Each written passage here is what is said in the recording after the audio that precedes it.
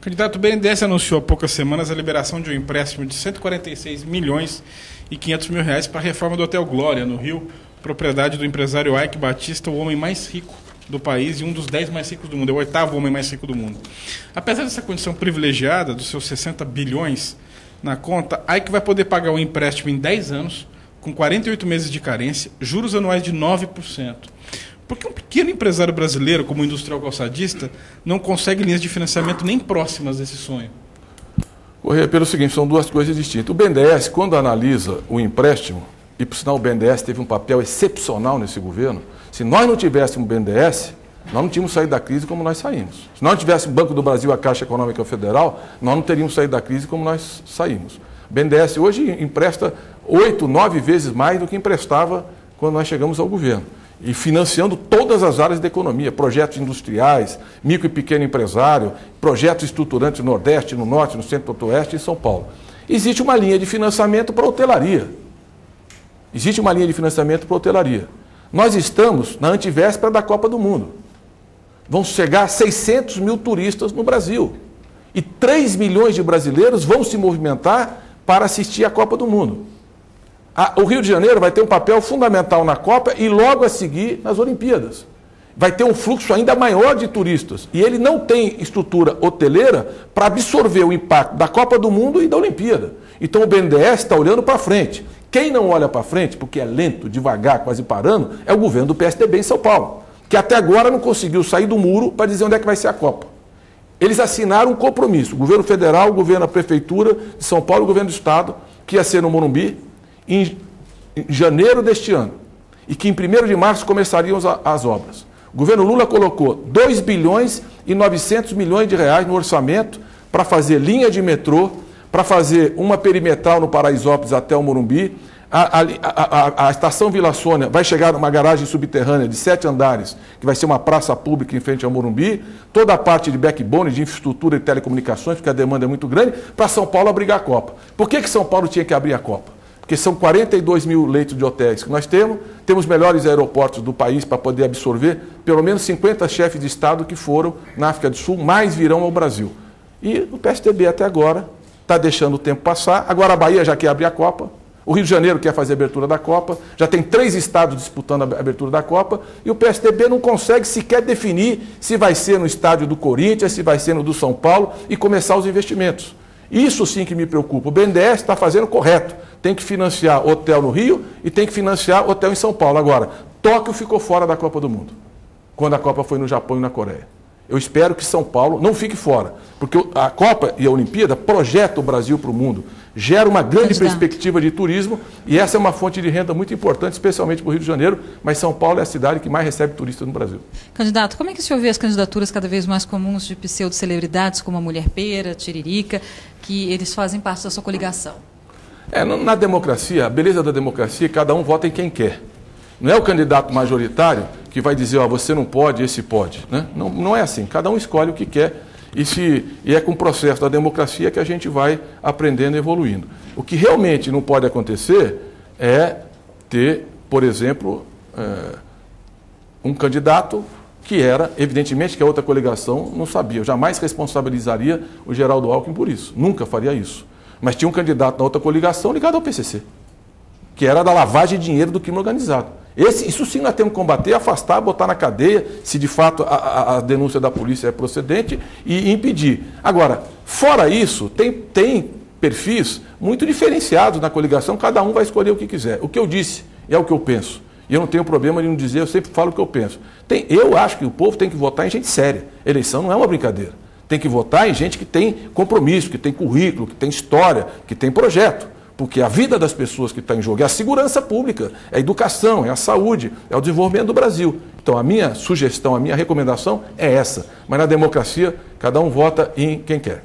Candidato, rapidamente, que nós já estamos entrando aí na fase final. Em 16 anos de governo, o senhor vê algum ponto positivo na gestão do PSDB em São Paulo? Qual? Vejo. Eu acho que eles fazem coisa boa para poucos. Por exemplo, Cometex e Fatex. E nós queremos fazer mais e melhor para todos, especialmente o ensino público de qualidade. Mas tem coisas boas para poucos, eles fazem. Candidato, a partir de agora o senhor tem 2 minutos para as considerações finais. Olha, eu queria agradecer, e vou até tirar do meu tempo, mas eu vou agradecer publicamente a GCN Comunicações, o Jornal Comércio da Franca, a Rádio Difusora, o portal GCN. Isso aqui é um exemplo de uma atitude da imprensa, que permitiu a gente debater quase todos os assuntos com profundidade e, infelizmente, a gente não tem tido uma cobertura jornalística dessa profundidade e, se tivesse, pode ter certeza que eu estava liderando essas pesquisas. Por isso eu quero agradecer. E no segundo turno não vai ter como fugir de debate, não. São só 2 candidatos. Já deixo aqui meu desafio para você cobrar amanhã. No segundo turno, se eu estiver no segundo turno e eu tenho convicção que estarei, quem estiver comigo, eu convido para vir para o debate, para a gente fazer essa mesma discussão, olho no olho, frente a frente, e aí não tem como correr, porque se você pergunta, eu tenho que responder. E nós vamos ter o mesmo tempo de televisão. E acho que depois da experiência do governo Lula, desse país que deu certo, é só olhar para Franca, o orgulho que a gente tem dessa cidade, da produção de sapato, de ver os sapateiros produzindo, as máquinas operando, as pessoas felizes, a cidade se desenvolvendo, crescendo. E aqui é um exemplo. Até vocês cresceram de forma espantosa no governo Lula, porque quando eu vinha para cá, a GCN não tinha essa qualidade, nem esse tamanho, nem essa exuberância. Por isso é esse Brasil que deu certo, que a gente quer para São Paulo, quer para o estado inteiro. Agora imagina ter um governador trabalhando junto com a Dilma, em parceria, trazendo para cá o melhor que a gente fez no país. É isso que eu espero e no segundo turno eu estarei aqui. Obrigado, candidato. Chegamos ao fim dessa sabatina com Aloísio Mercadante, candidato ao governo pelo Partido dos Trabalhadores. A repercussão completa nas páginas do Jornal Comércio da Franca na edição desta quinta-feira e também de domingo. A difusora também repercute durante toda a programação a entrevista de Aloísio Mercadante. E a TV Bem transmite a partir das 10 horas da noite. Na próxima sexta-feira, a partir de 10 horas e 15 minutos, horário reservado ao candidato Geraldo Alckmin do PSDB. Até lá!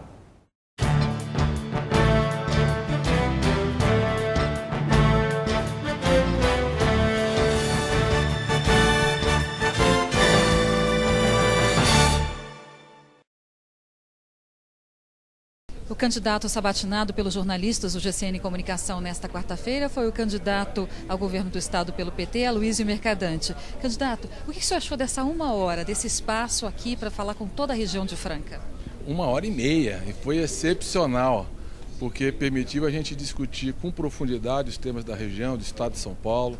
Deu para desenvolver ideias, como desenvolver o interior, trazer incentivos, acabar o abuso de pedágio, retomar as ferrovias. Deu para a gente falar da saúde, as nossas propostas de ampliar os hospitais regionais, as policlínicas, mas principalmente fazer um convênio com a rede privada para poder dar uma resposta rápida às áreas mais sensíveis. Permitiu a gente falar muito de educação, que para mim é a prioridade absoluta, dar um ensino de qualidade, dar perspectiva para essa juventude, trazendo mais cultura, esporte para a escola, ensino profissionalizante médio, porque hoje tem muito emprego para quem está qualificado, nós temos que dar essa oportunidade e acabar com a aprovação automática nas escolas. Enfim, deu para falar da segurança pública, o desafio de retomar o controle dos presídios, melhorar o policiamento ostensivo, integrar a inteligência da polícia. Então é uma entrevista que dá para as pessoas conhecerem o que a gente verdadeiramente é, o que a gente pensa, as propostas que a gente traz. Então eu queria parabenizar todo o sistema e o Jornal Comércio da Franca por essa oportunidade e já me comprometendo que no segundo turno estarei aqui e quem estiver comigo no segundo turno já está desafiado a fazer um debate aqui para a gente poder fazer olho no olho, frente a frente, a continuidade dessa discussão que se inicia. Candidato, a cidade de Franca tem uma história com o PT, uma história de um longo governo do Gilmar Dominici aqui e tem também as últimas pesquisas que são favoráveis ao outro candidato do PSDB. Como é que é a sua relação com Franca hoje? É a melhor possível. Eu acho que Franca vive um momento excepcional e tem muito a ver com a qualidade do governo Lula. A distribuição de renda, o aumento de emprego, dos salários, fortaleceu o mercado interno. Nós tiramos 28 milhões de pessoas da pobreza, trouxemos 31 milhões de brasileiros para a classe média, e é esse mercado interno que hoje faz com que a indústria esteja pujante. A cidade é outra, ela se modernizou, ela vive um momento excepcional. Eu fui na Francal, um momento de euforia, e isso é o governo Lula, isso também é o trabalho do PT, esse é o trabalho que eu participei como governo, no nosso governo, como líder do governo. E o Brasil demorou tanto tempo para acreditar, e hoje aplaude o governo Lula, o mundo reconhece e valoriza. O Brasil hoje tem uma autoestima, um prestígio internacional que nunca teve, que eu peço a vocês uma chance, a mesma chance que deram ao Lula, para depois de 16 anos do PSDB, para a gente governar São Paulo e trazer o que tem de melhor do governo Lula para cá. Nesta quarta-feira, na antepenúltima sabatina da série do GCN Comunicação nesse projeto de eleições, Aloysio Mercadante, candidato ao governo do estado pelo PT, foi sabatinado e elogiou por diversas vezes o trabalho de toda a equipe do GCN Comunicação envolvido nessas eleições. Editora-chefe do Jornal Comércio da Franca, Joelma Hospital, como é que é para você receber todos esses cumprimentos? Bom, Fernanda, claro que nós ficamos todos lisonjeados, né? A gente tem convicção de que está fazendo um trabalho muito sério, importante e de grande relevância para a comunidade de Franca e região. Mas receber um reconhecimento externo é sempre importante. E quando ele parte de um homem da envergadura, que é o candidato Aloysio Mercadante, tem um peso ainda maior, né? É um homem com uma vasta experiência, uma bagagem política enorme, é o senador mais votado na história do Brasil, passou por diversos ambientes onde tem participado de sabatinas, debates, e ele considerar que o nosso trabalho, que a entrevista foi muito bem feita, que as perguntas são relevantes, que ele teve tempo hábil para responder da maneira que achou melhor, eu fiquei muito contente e toda a equipe envolvida no processo também. E a série de sabatinas do GCN Comunicação continua. Nesta sexta-feira, o horário é reservado a Geraldo Alckmin, candidato pelo PSDB ao governo do estado.